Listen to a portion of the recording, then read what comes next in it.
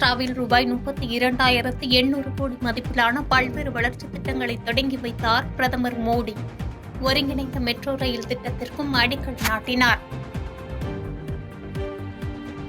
மேற்கு மகாராஷ்டிராவின் கோலாப்பூர் நகரில் சத்ரபதி சிவாஜி மகாராஜின் சிலையை திறந்து வைத்தார் ராகுல் காந்தி. நாடு அனைவருக்கும் சொந்தமானது என்பதே சத்ரபதி சிவாஜி உலகிற்கு கூறிய செய்தி என்று புகழாரம். மக்களை பயமுறுத்தி அரசியலமைப்பையும் நாட்டில் உள்ள அமைப்புகளையும் அழித்த பிறகு சத்ரபதி சிவாஜி முன் தலைகுனிந்து வணங்குவதில் எந்த பயனும் இல்லை என்று மகாராஷ்டிராவில் நடைபெற்ற பொதுக்கூட்டத்தில் பாஜகவை விமர்சனம் செய்தார் ராகுல் காந்தி. சத்ரபதி சிவாஜி மகாராஜ், ஷாகி மகாராஜ் போன்றவர்கள் இல்லை என்றால் அரசியலமைப்பு சட்டமும் இருந்திருக்காது என்று பேச்சு. ஹரியானா சட்டசபை தேர்தலில் 1 மணி நிலவரப்படி 36.69% வாக்குகள் பதிவு. ஹரியானா முழுவதும் 20,629 வாக்குச்சாவடிகள் அமைக்கப்பட்டுள்ள நிலையில் 2 கோடிக்கும் மேற்பட்ட வாக்காளர்கள் வாக்களித்து வருவதாக தகவல். தென்கிழக்கு ஐரோப்பியாவில் போஸ்னியாவை புரட்டிப் போட்ட கனமழை நிலச்சரிவு. வெள்ளம் மற்றும் நிலச்சரிவால் பலர் மாயமான நிலையில் அந்நாட்டில் அவசர கால நிலை பிரகடனப்படுத்தப்பட்டுள்ளது.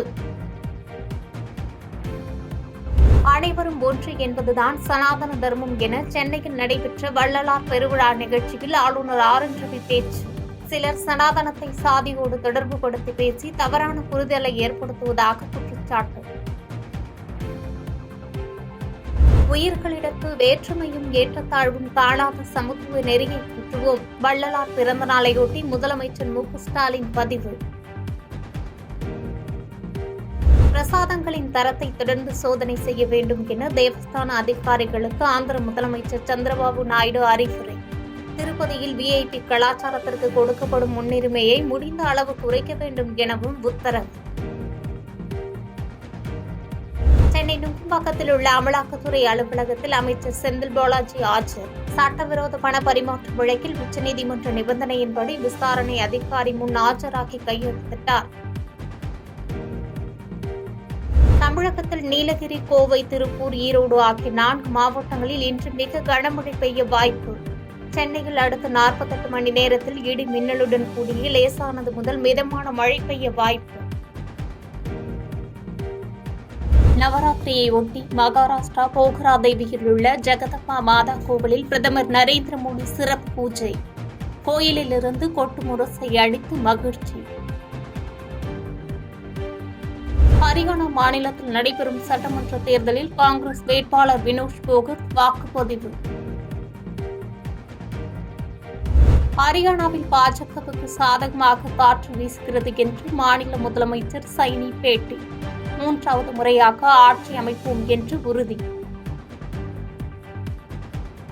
இஸ்ரேல் பிரதமர் பிரிட்டன் வந்து சென்ற பின்பு தமது குளியலறையில் ஒட்டு கேட்கும் கருவி கைப்பற்றப்பட்டதாக முன்னாள் பிரதமர் போரிஸ் ஜான்சன் குற்றச்சாட்டு. 2017இல் தாம் வெளியுறவுத்துறை அமைச்சராக இருந்தபோது தனது அறையை நெதன்யாகு பயன்படுத்திய நிலையில் அக்கருவி கண்டுபிடிக்கப்பட்டதாக போரிஸ் தகவல். காஷ்மீரில் ஊடுருவ முயன்ற 2 பயங்கரவாதிகள் சுட்டுக் கொலை. துப்பாக்கி உள்ளிட்ட ஆயுதங்கள் கைப்பற்றப்பட்டதாக தகவல். வடகிழக்கு பருவமழை முன்னெச்சரிக்கை நடவடிக்கைகள் குறித்து அமைச்சர்கள் மற்றும் மண்டலம் வாரியாக நியமிக்கப்பட்ட அதிகாரிகளுடன் துணை முதலமைச்சர் உதயநிதி ஸ்டாலின் ஆலோசனை. மழையால் பாதிக்கப்படக்கூடிய பகுதிகள், வெள்ள தடுப்பு பணிகள் உள்ளிட்டவை குறித்து ஆலோசிக்கப்பட்டதாக தகவல். தனது ஆசிரியரின் சைக்கிளை துடைப்பதாக கூறி அவருக்கு தெரியாமல் குரங்கு விடல் போட்ட அனுபவம் தனக்கு உண்டு என்று புதுச்சேரி அரசு சார்பில் நடைபெற்ற இந்திய திரைப்பட விழாவில் முதலமைச்சர் ரங்கசாமி பேச்சு. புதுச்சேரி அரசின் சிறந்த திரைப்படமாக தேர்வு செய்யப்பட்ட குரங்கு படல் படத்தின் இயக்குநர் கமலக்கண்ணனுக்கு சங்கரதாஸ் சுவாமிகள் விருது மற்றும் 1 லட்சம் வழங்கி முதலமைச்சர் கௌரவிப்பு. போராட்டத்தில் ஈடுபட்டு வரும் சாம்சங் தொழிலாளர்களின் வீடுகளுக்கே நேரில் சென்று ஆலை நிர்வாக பணிக்கு திரும்ப வற்புறுத்துவதாக எழுந்த புகார். தற்போது இது தொடர்பான வீடியோ வெளியாகி தொழிலாளர்கள் மத்தியில் அதிர்ச்சியை ஏற்படுத்தியுள்ளது.